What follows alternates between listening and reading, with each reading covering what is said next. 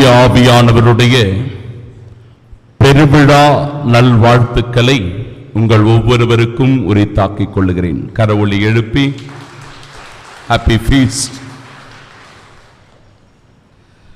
என் அன்பு சகோதர சகோதரிகளே,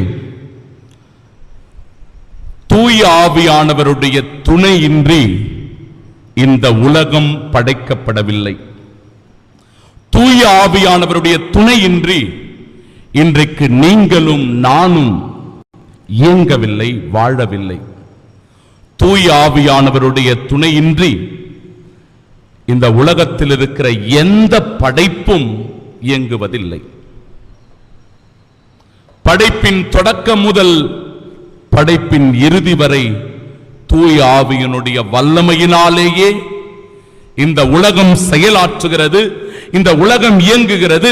நீங்களும் நானும் வாழ்ந்து கொண்டிருக்கிறோம். இதற்கு பல விவிலிய இறைவார்த்தைகளை நாம் சான்றுகளாக எடுத்துச் சொல்லிக் கொண்டே இருக்கலாம். தொடக்க நூல் புத்தகம் 1வது அதிகாரம் 2வது இறைவார்த்தை வாசிங்க. தொடக்க நூல் புத்தகம் 1வது அதிகாரம் 2வது இறைவார்த்தை. மண்ணுலகு வெறுமையாயிருந்தது. பிறகு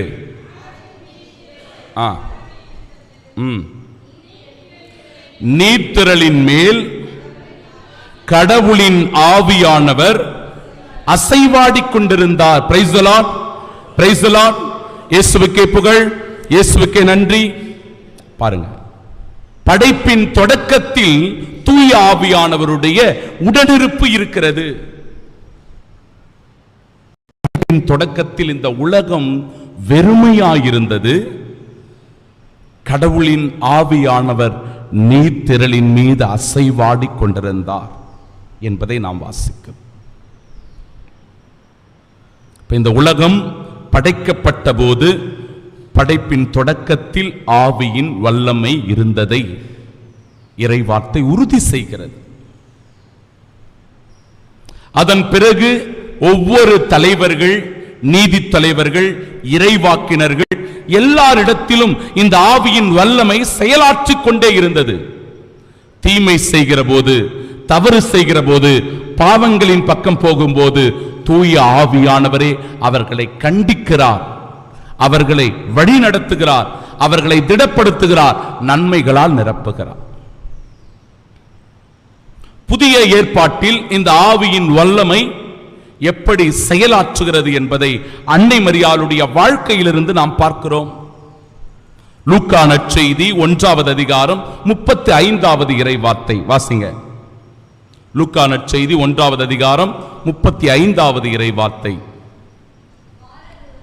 வானதூதர் அவரிடம், தூய ஆவி உன்மீது வரும். யார் மீது? அன்னை மரியாளின் மீது.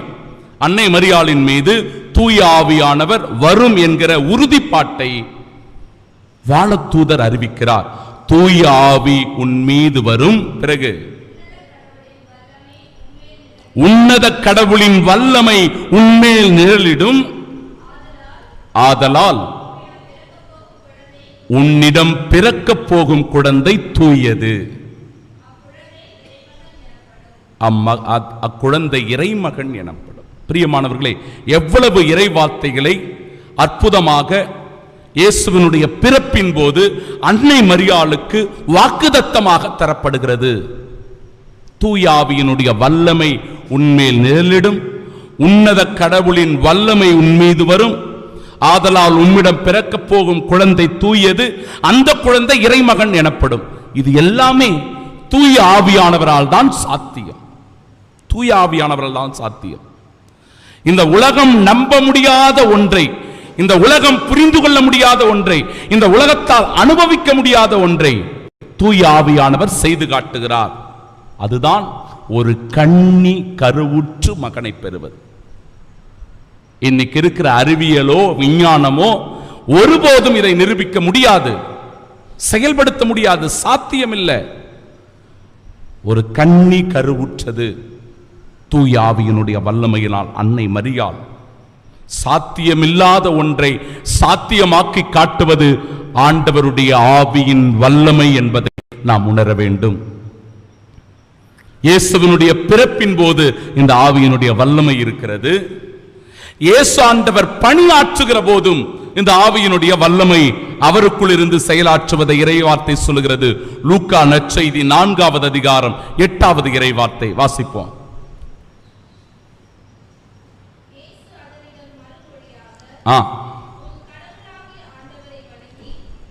லூக்கா நற்செய்தி 4:18.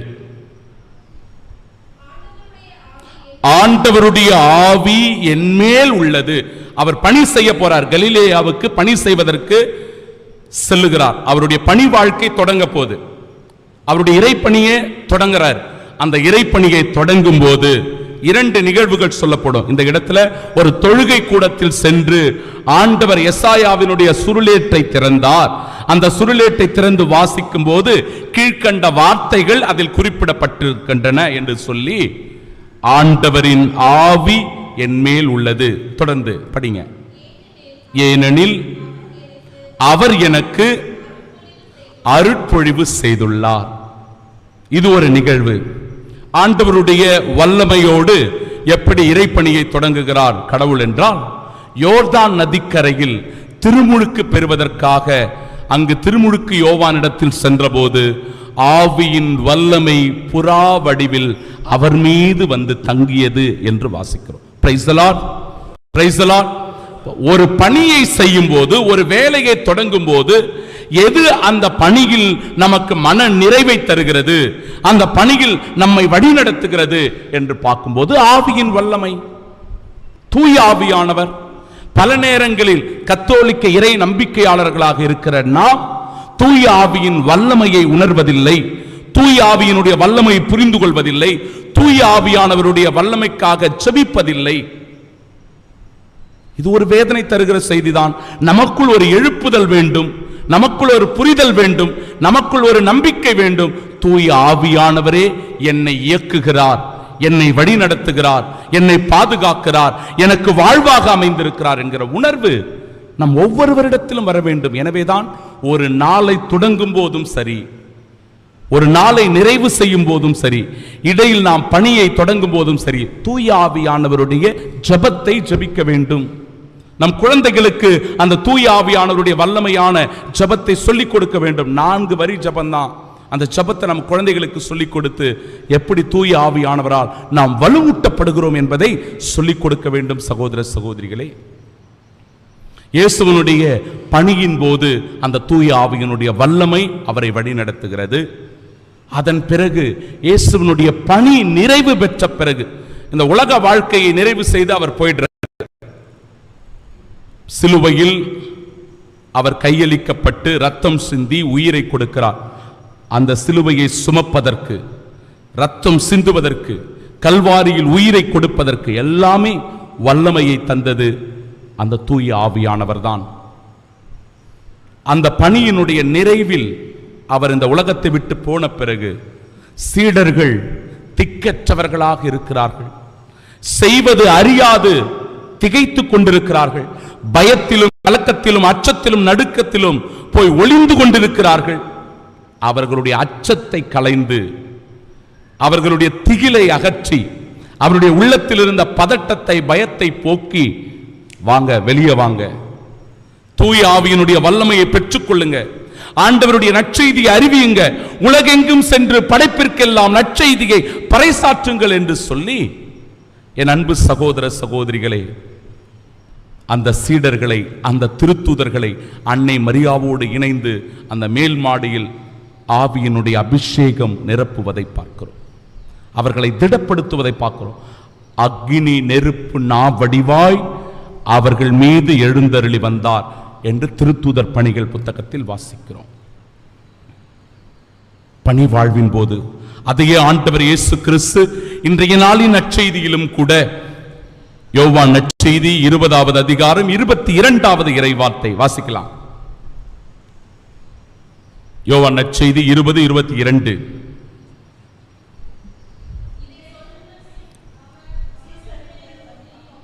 இதை சொன்ன பின் அவர், படிங்க ஒருத்தர், அவர்கள் மேல் ஊதி தூய ஆவியை பெற்றுக் கொள்ளுங்கள் என்றார். அந்த பயத்தில் இருந்தவங்க, அச்சத்தில் இருக்கிறவங்க, நமக்கு கூட சில நேரங்களில் ஏதாவது ஒரு தவறு செஞ்சுட்டனாலோ அல்லது ஏதோ ஒரு பிரச்சனையில மாட்டிக்கிட்டோம் அப்படின்னாலோ, கஷ்டங்கள் வருகிறது, நெருக்கடிகள் வருகிறது என்றால் நமக்கும் பதட்டம் வந்துடும், கை கால்லாம் நடுங்க ஆரம்பிச்சிடும், என்ன செய்யறது நமக்கு தெரியாது.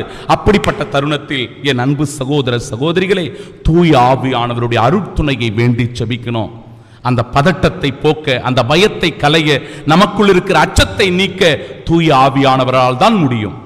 அந்த வல்லமையை வேண்டி நாம் செபிக்கணும்.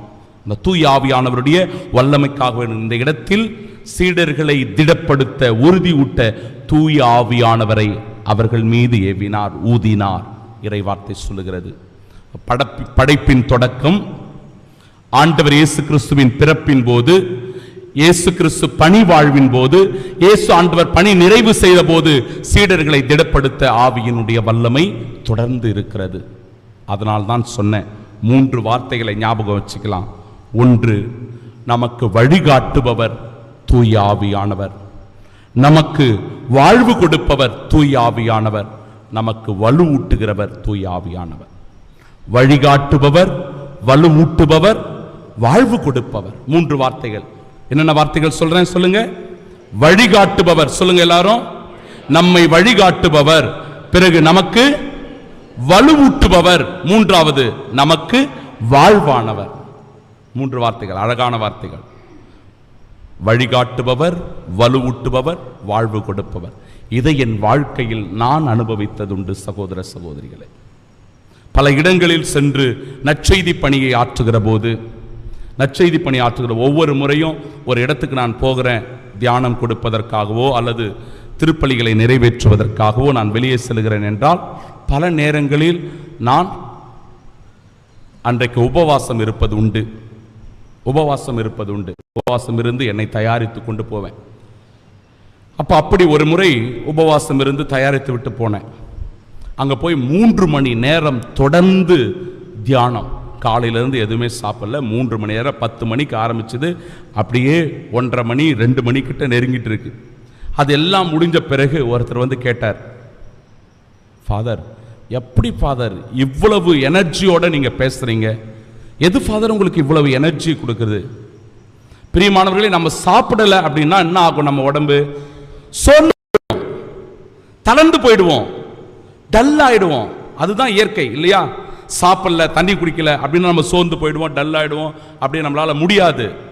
ஆனால் என் பர்சனலா நான் நம்புறது, இந்த தூய ஆவியினுடைய வல்லமையை அந்த நேரத்தில் நான் பெற்றுக்கொள்கிறேன். பிரியமானவர், அந்த ஆவியினுடைய வல்லமையினால் தான் ஒவ்வொரு முறையும் என்னால் நற்செய்தியை அறிவிக்க முடிகிறது, துணிவோடு வல்லமையோடு அறிவிக்க முடிகிறது. அந்த மனிதருக்கு சொன்னேன், நான் ஒவ்வொரு முறையும் உபவாசம் இருந்து இப்படி செபிப்பது தூய ஆவியினுடைய வல்லமை என்னோடு இருப்பதை நான் உணர்வதனால், தூய ஆவியினுடைய வல்லமை என்னை வழிநடத்துவதனால், தூய ஆவியினுடைய வல்லமை என்னை இயக்குவதனால் இந்த இறை வார்த்தை என்னால் அறிவிக்க முடிகிறது, தியானத்தை வழங்க முடிகிறது. எனவே நாமும் கூட அப்படி இருக்க வேண்டும் என்கிற படிப்பினையை சொல்லிக் கொடுத்தேன். என் அன்பு சகோதர சகோதரிகளை, நாமும் நம் வாழ்க்கையில் தூய ஆவியினுடைய வல்லமையை உணர்வோம், அனுபவிப்போம், வாழ்வாக்குவோம். ஆமென்.